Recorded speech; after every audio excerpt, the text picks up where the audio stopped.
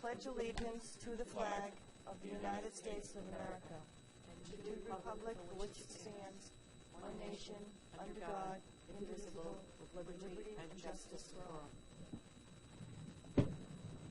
Mrs. Healy, can you please call the roll?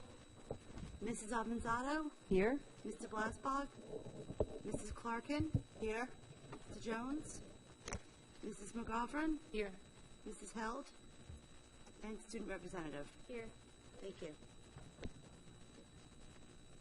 Mrs. Healy, can you please recite the calendar?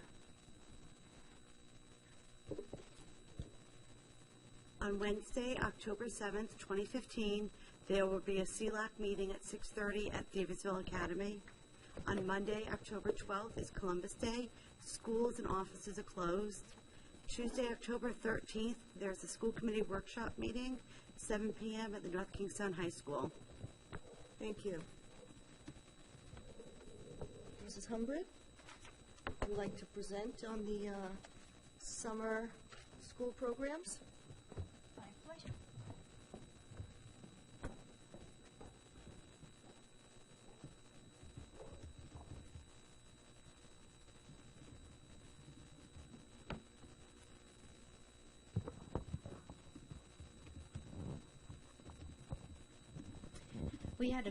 We had a request.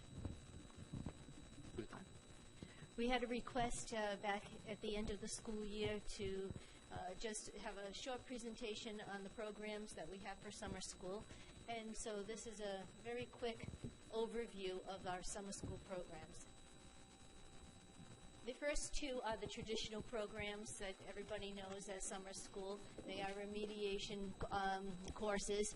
And so we have the one at the middle school is for grades 6 through 8, and it's required for students failing one or more subjects. We are able to offer this with an integrated English and social studies program. So if a student failed social studies and other students failed English, within that class they do literacy-based activities and use social studies content. So we're covering both of those subjects, the content areas. And then we have a math with highly qualified teacher.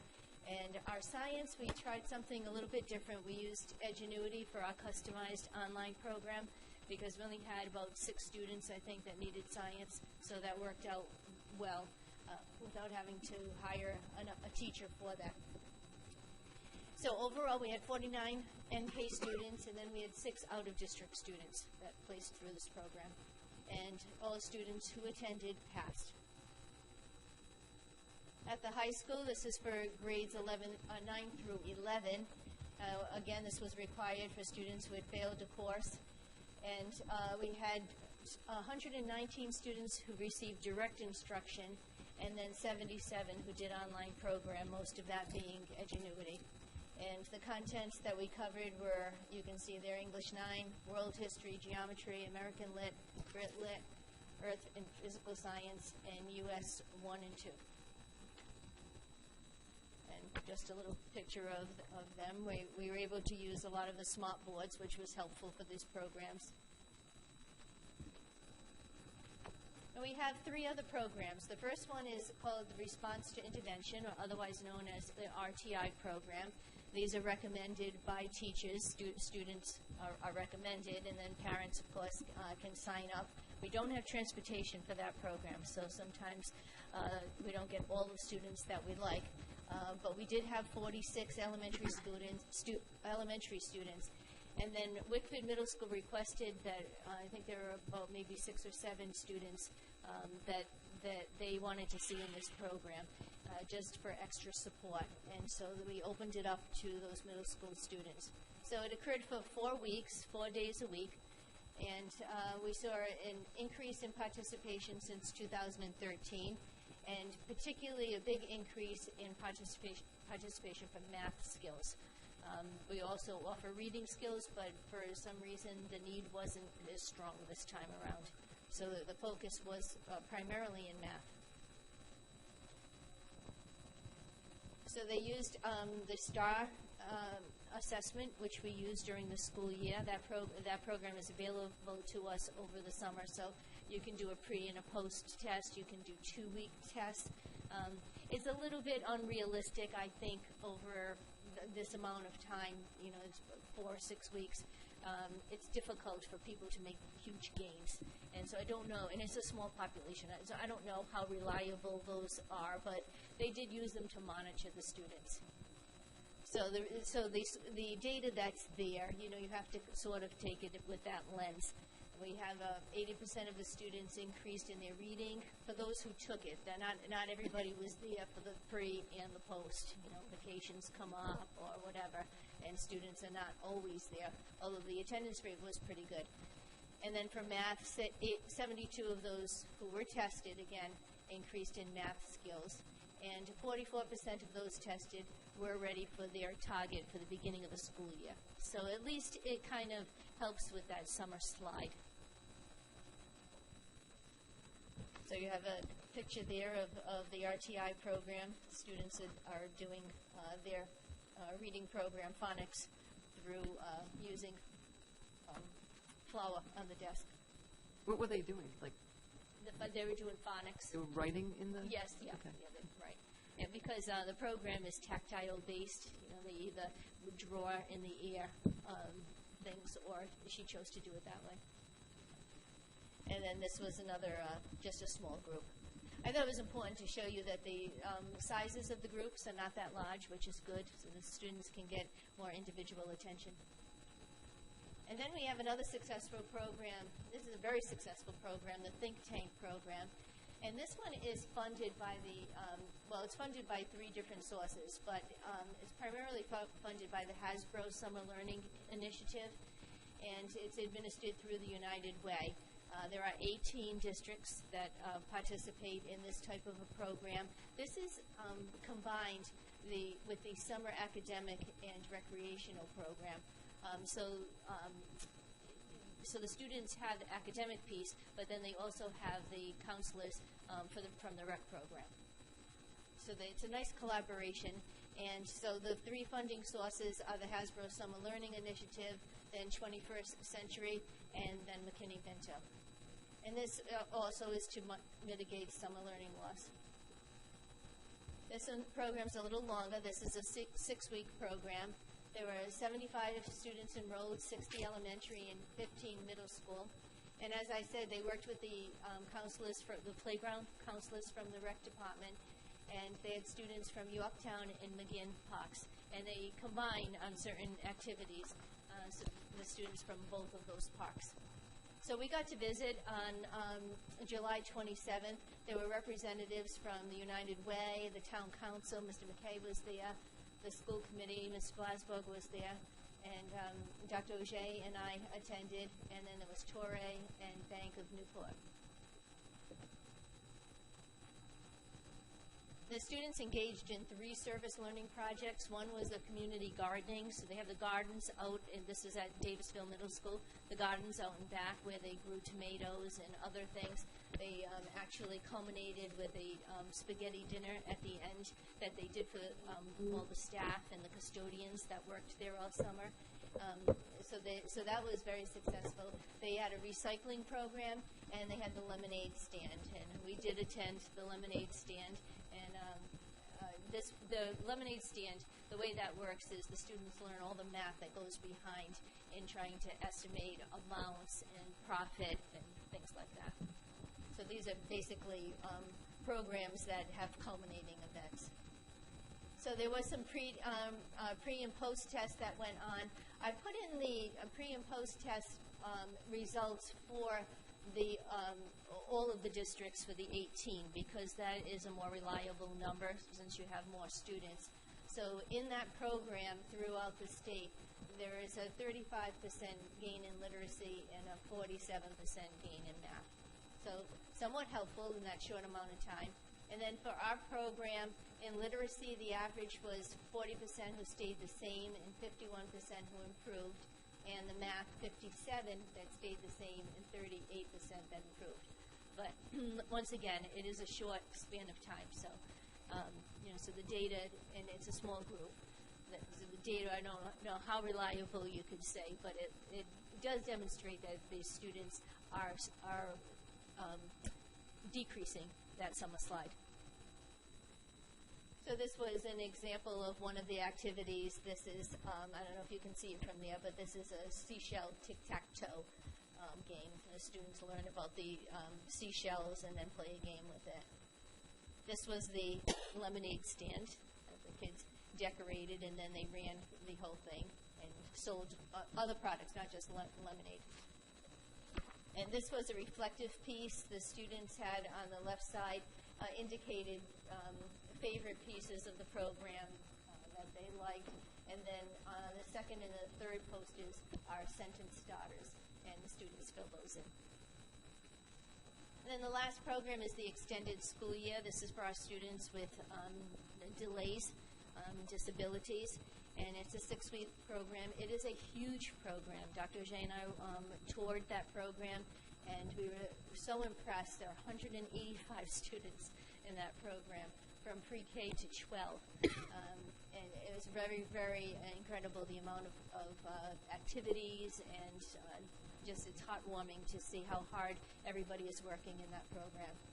So grades pre-K to 5 were held at Fishing Cove, and then at Davisville, the secondary students attended there. And of course, the purpose was to extend the 180-day school year for the students who have delays. So that's it. Any questions?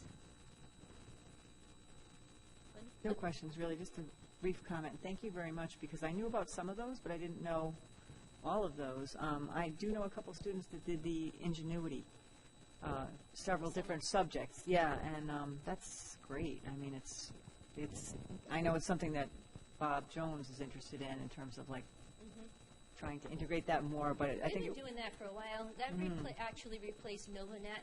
So there's been, you might have heard that term I did a hear while that. ago. Yep. So those were all, online supports. So the blended learning, actually, we've been doing it for a while. Yeah, so it's like a course online, and then you have a teacher present for some of it. Right, not for so all of there's it. Yeah. supervision over that program, and we run the program through the school year here at the high school. It seems to work really well. Thank you. Thank you, Dr. Humbred.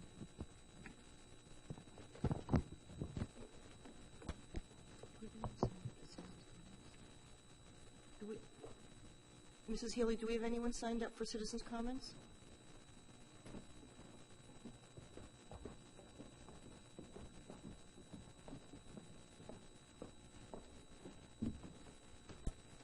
Thank you. Jenny Hoskins?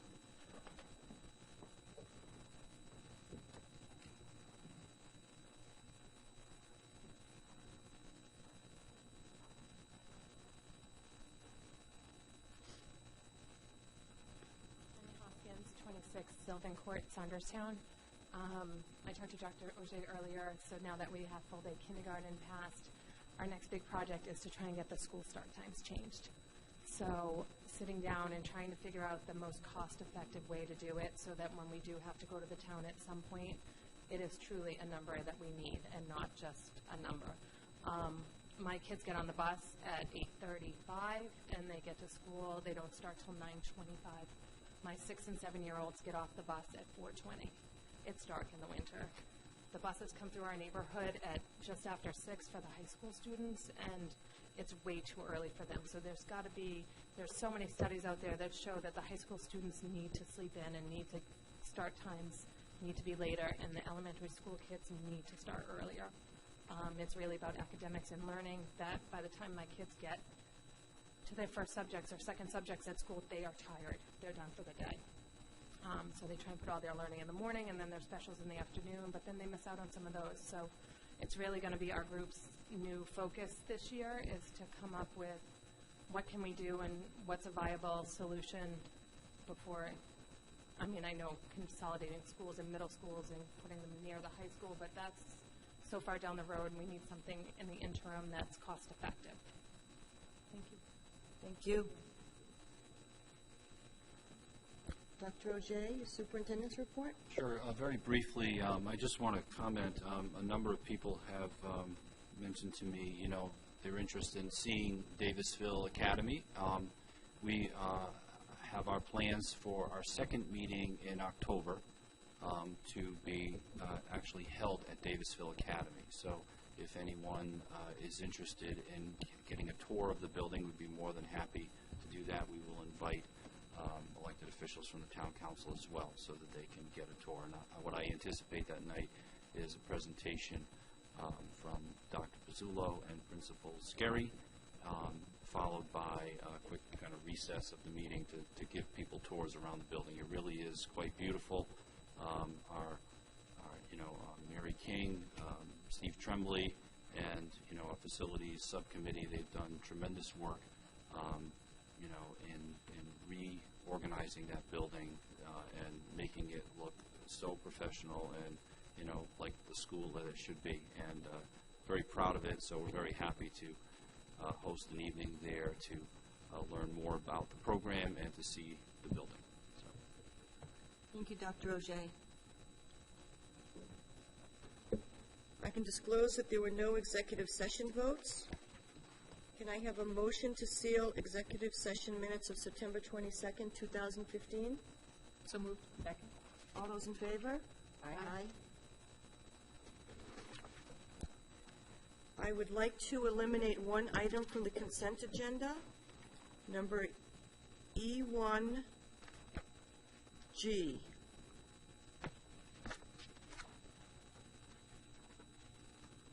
Are there any other exemptions to the consent agenda?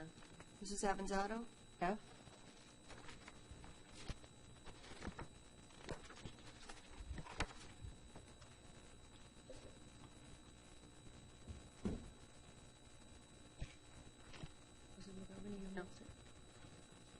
Mrs. I'd like to offer a motion to pass the non-exempted consent agenda items. Second. All those in favor? Aye. Mrs. Avanzato? F? Yep, I just wanted to thank members of the administration, Dr. Auger, Mary Ann Carroll, and Mary, and I wanted to thank Mrs. McGovern, who sat on the ESP negotiation team, and according to all involved, it was very good negotiations and very quick, and hopefully all parties are fairly happy with the outcome. So thank you to all who helped get to this point. I offer a motion to approve F. We should really go through the items. I think we kind of have to by law. Anyway, we need to look at the fiscal present. impact.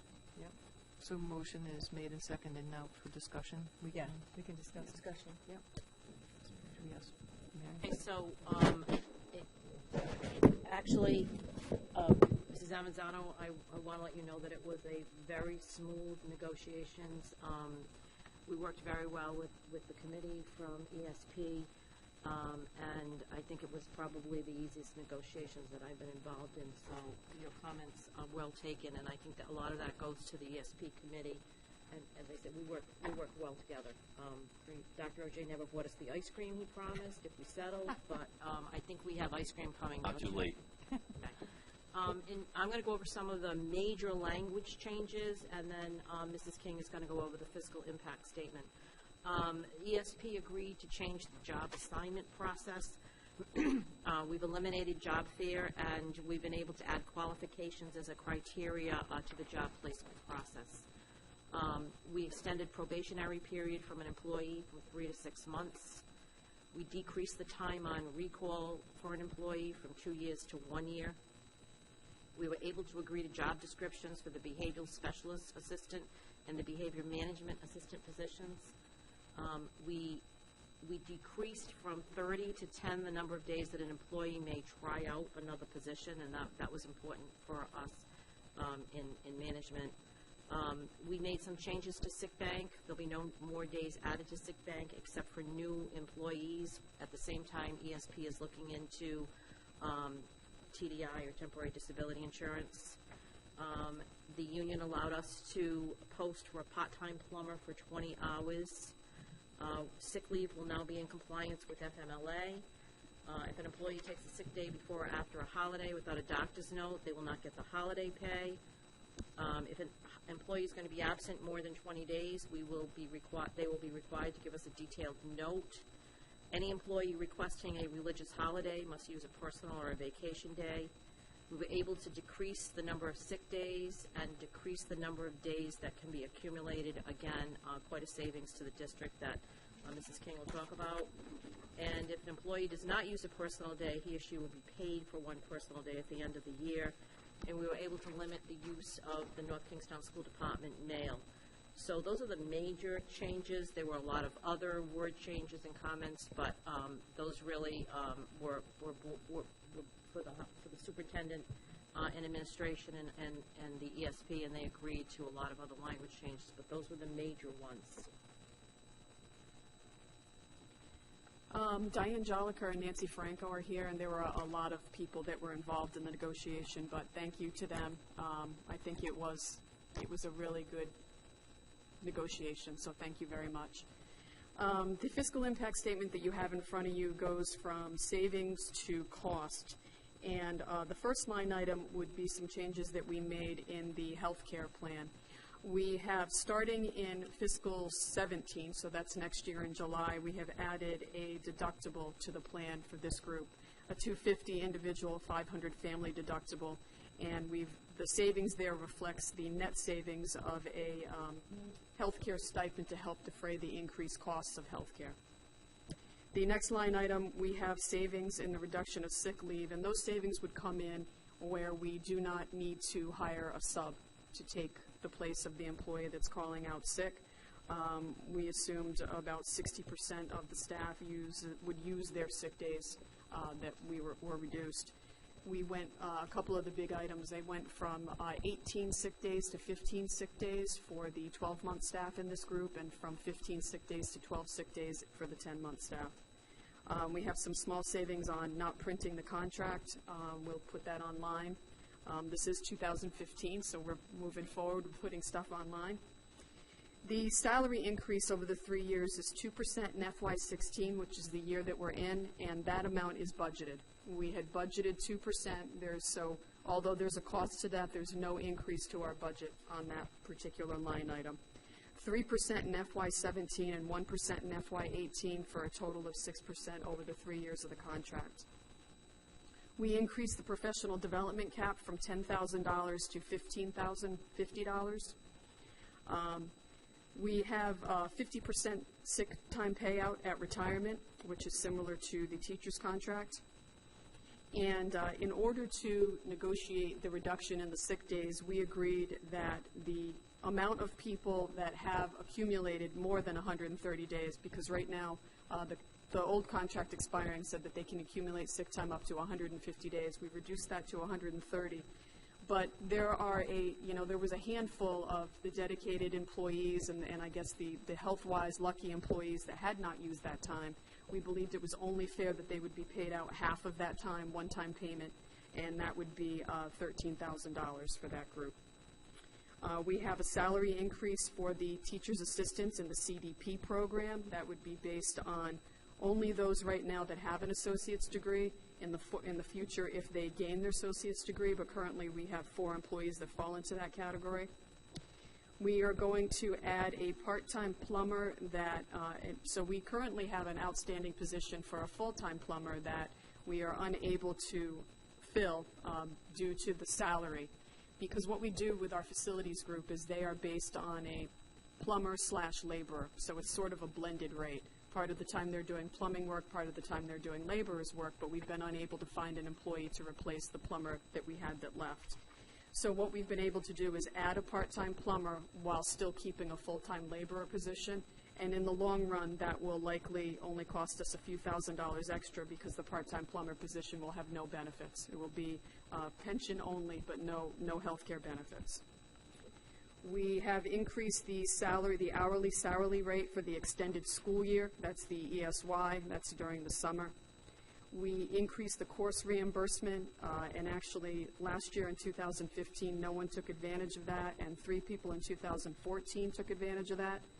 I am assuming possibly 7 employees will take advantage of that based on the need for the teachers' assistants in the CDP program to have an associate's degree in order to receive an increased salary. TA mentors and TA coordinators amount was increased. That's a really important group, and it's really a very small amount of money for the value that they bring to the district. And we increased the uniform allotment, which is really not uniforms, it's boots for 10 maintenance guys, an additional $25.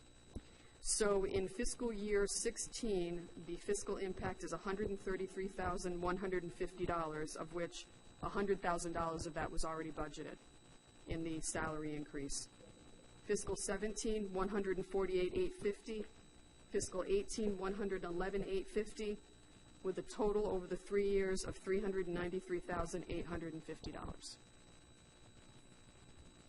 Dr. Ogier?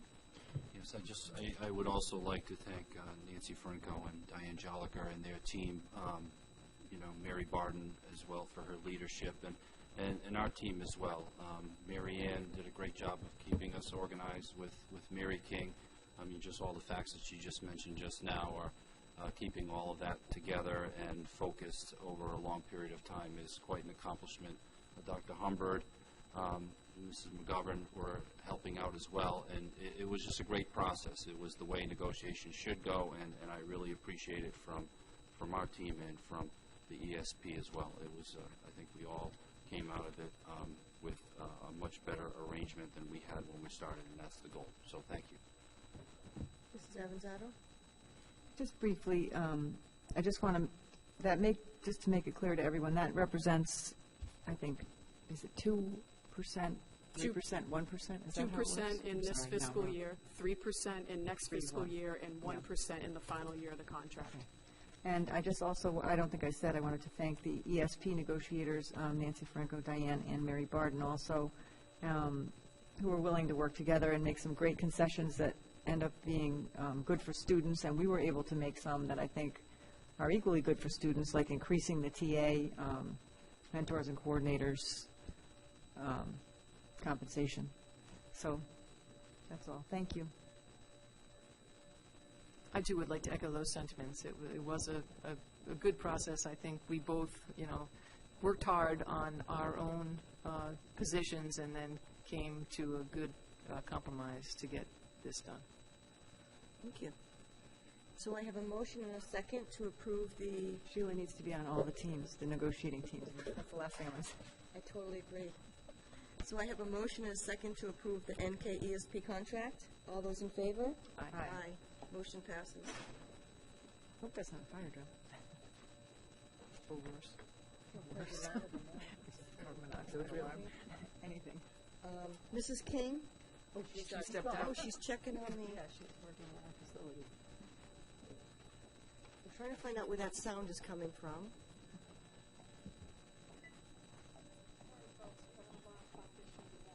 Oh. Could be a lot worse. Not a fire alarm.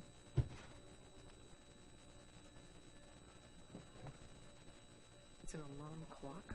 Yeah, alarm clock. That's a great alarm clock. It's the clock up on the wall. I wish they had those in my kids' bedrooms. Get them up in the morning. That's what they need in every kid's bedroom. There we go. Okay. Thank you. Mrs. King, do you have anything to report for the 2014-15 school budget? No, I do not. Do you have anything to report for the 2015-16 school budget? No. Do you have anything to report for the CIP existing bond, future bond? Yes, I do.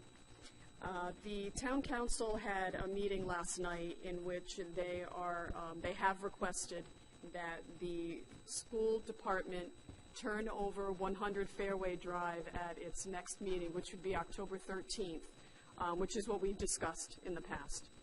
They have asked that if we had any items that we would like them to address, to please send them to them by September 28th.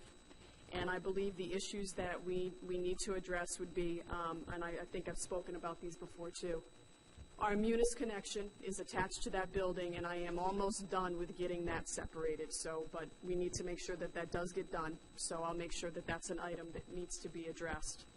We need to address the parking issues that Phil Bergeron and I have worked on, and I believe that we can work those out, but I do believe that the school committee needs to consider asking the town council to make a formal vote on what we need, which would be the restriping of the entire area, making sure the areas are properly marked between town and citizens and school department staff, as well as the additional parking lot that they will gravel until the beginning of the next school year, on which I believe you need to ask them to pave that. I don't think that gravel is something we should continue forward with, but I have spoken to Phil Bergeron about that. He doesn't think that will be an issue. And then the last issue that I don't believe we're going to have an answer on, but I think we have a facilities subcommittee meeting tomorrow night, and the town has expressed the desire to hook into our North Kingstown High School septic system. Now, what I believe will need to happen is they will need to reach out to the engineer of record. We will need to get an impact study on that. I believe it's basically just letting us know what the estimated impact would be just on usage of the system. I've been told many times that the system still has quite a bit of capacity, but that would be a report that the engineer of record would produce. The town would look for that report and provide that to us through our facilities subcommittee so that they can make a recommendation. So while I believe we will be prepared to turn over the building to the town on October 13th, I believe that piece needs to be a completely separate piece, and we need to be clear about that, since we don't know exactly what the estimated impact would be.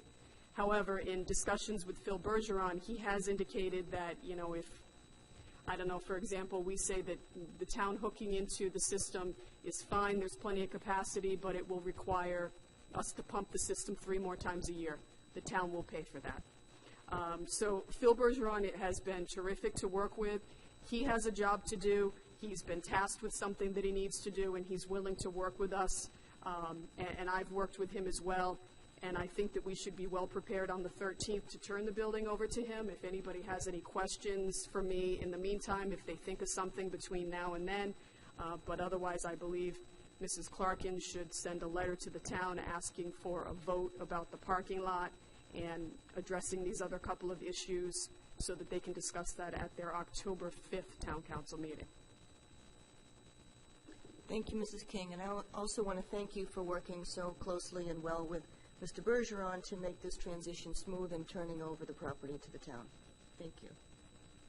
Mrs. Avanzado. I may have missed this discussion at a meeting that I missed when my son was here. And thank you, Mary, and thank you to Phil Bergeron. It sounds like this is a smooth process that we've been working with them for a couple months on. Shouldn't be any problems by the time we get to the point. I'm curious about the waste system now for the admin building, and if we change it to a hookup, but that's another issue. I realize it's separate, and I think it's good to make it separate, make that clear, but is it a possibility to continue the way it's been utilized? No. Not? Okay. No, because it's a cesspool system right now, and the capacity in that building, not just with not just the employees, but also with the citizen traffic, the system would not be acceptable by code. They would have to hook into. I just wondered, yeah. So you probably explained that previously. One more thing. Actually, we've only, clearly I've been working on shutting down the building, but the determination of the town to actually move into that building has really only been made in the last 3 weeks, I guess it's been. And that is an issue that has surfaced during this time frame as well, because at first we weren't really clear on how many employees were going to go in the building, if the whole town function was going to go in the building, but now, I think maybe a week and a half ago, it was clear that all town hall employees, the 3 IT employees that are in some house, I believe, behind the town hall, and building and planning will also all go into 100 Fairway Drive. So the IT center behind the police station, that's a separate issue. That's not, the employees from there aren't going into the... Well, my understanding is that there are no IT employees. There only is their equipment there. There are 3 IT employees for the town that are not residing at the public safety complex. Okay. My main concern with this really is just that we may need the property in the future. That's what worries me, that we may need the property if we decide to build a middle school.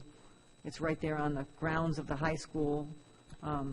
So is there some kind of an arrangement whereby we can make it clear that they can have the use of the building, but actually not turn it over in terms of ownership and allowing it to revert to the town? That would be my concern. Well, there are 2 things. The footprint of that land is not big enough for a middle school. Not if you want athletic fields as well. That's the first thing. The second issue would be if the town it's pure economics. If you decide to allow them the use of the building for 5 years, 10 years, they need to get the return on their investment. And their investment, I'm not entirely sure how much it is. I've heard some pretty large numbers, but I'm doubtful that they will accept an arrangement that says you can use it for 5 years and then we're going to take it back from you. So basically, we're going to give up the land that's adjacent to the high school. That does concern me in case there may be some need. But if you say we can't use it for a middle school, that's been discussed in the past as being a possible use. We've looked at the footprint. It's not big enough, not for a middle school the size of the one we'd be looking at unless, All the two schools. yeah, you were looking at taking away a lot of fields, and then I don't know where your fields are going to be. If I can jump in here, what I'm encouraged by is that at the recent vote from the town, they did talk about the need to talk about to come up with a long-term solution for their office, which is not Fairway Drive. At least that's the understanding of the way the discussion is, as I've heard it. And I know that we are also looking at long-term planning with our schools and our central office in mind. We're in a 5-year lease right now. We're in an excellent situation. But we said when we went into it that it buys us time if there's some kind of a more permanent solution, particularly one where we can, do a combined building of some kind with the town. So if we're looking at some kind of a major reorganization of schools down the line, or the building of another school like a middle school, it's going to have to be a combined school committee and town council effort when that time comes, and then probably a bond effort as well with the entire community weighing in. So, and I would hope that whatever comes of that includes new plans, long-term plans for central office facilities for town and schools. So, with that in mind, there is the possibility that that becomes available again, if indeed we want to utilize that property for any kind of configuration, whether that's a middle school or something else related to our school department needs. So there's a lot that is unknown about the future, but I'm hopeful at least that both groups have recently commented that they want to embark on this kind of long-term planning because we really need it. And I would also add that we have always discussed that the building would be turned over. The variable here is that now we know the town is actually going to use it.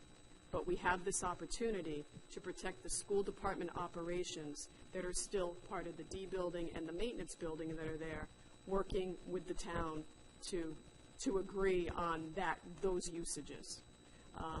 So that really is the only variable. So, I mean, we could have turned the building over and then 6 months down the line, either they moved in or they sold it to a business. I mean, I'm not really sure how if that would happen, but you never know.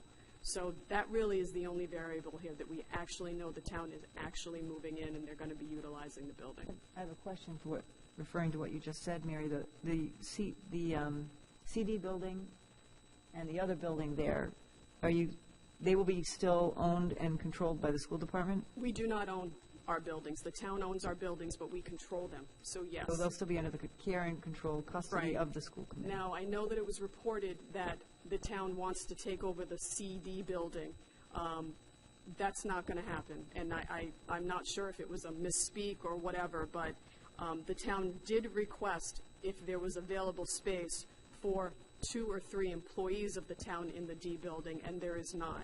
Since we shut down Fairway Drive, we always had our IT function there, which is 5, soon to be 6 employees. We now have 2 transportation employees, and it's also the hub for all of the bus drivers. So if you have ever been in 100 Fairway Drive at any time in the day when school is in session, you see that there are people in and out. They have the breaks in between their routes, and they're in and out of the building.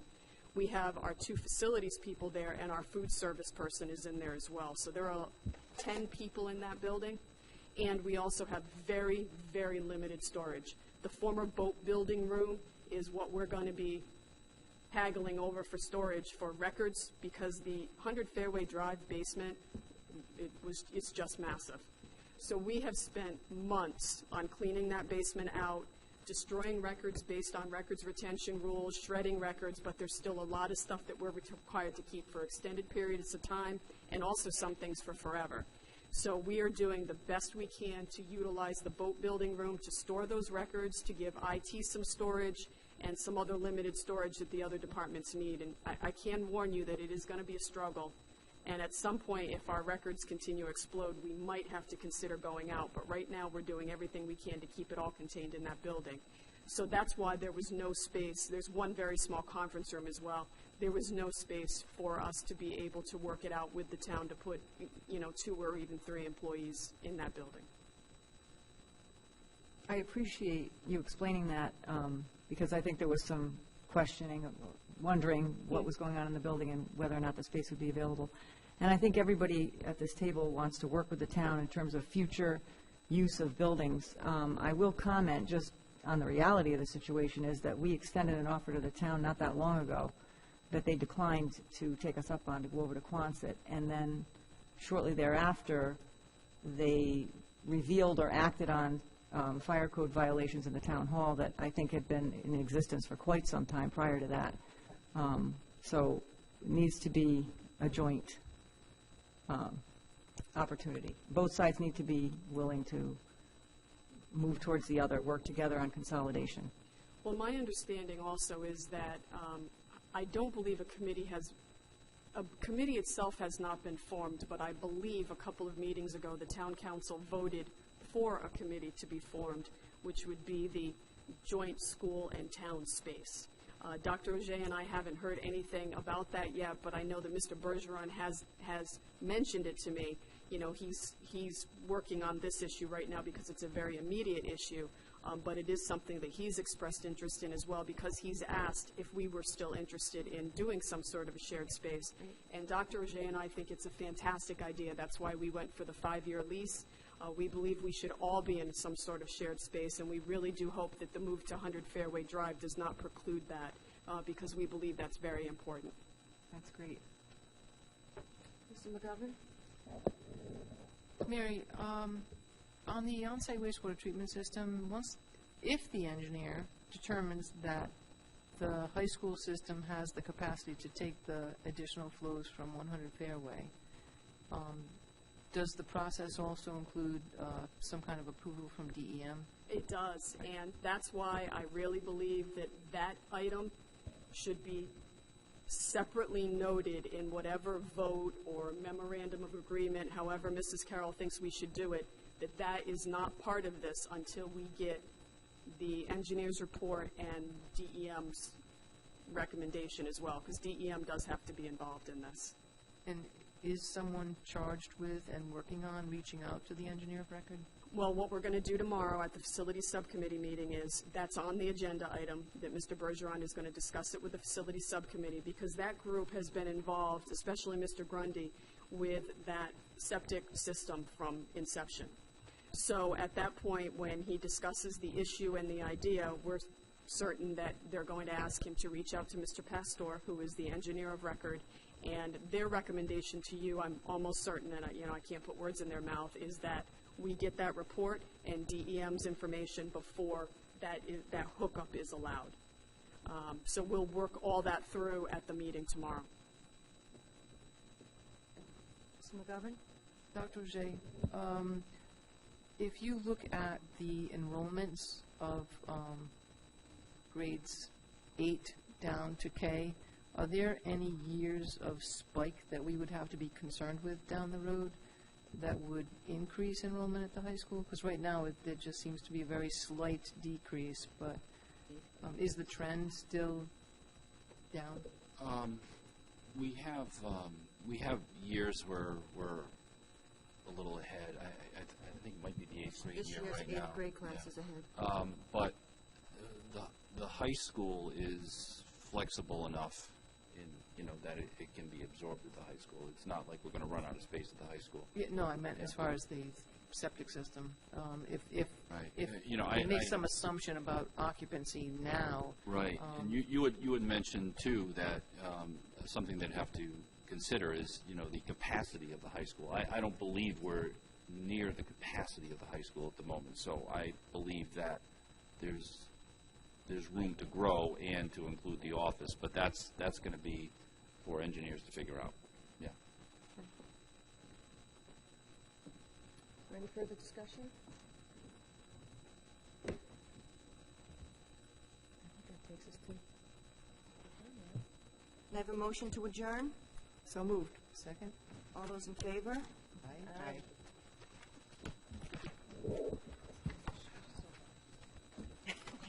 Yeah, because, man, huh? The women get it done. He shows up.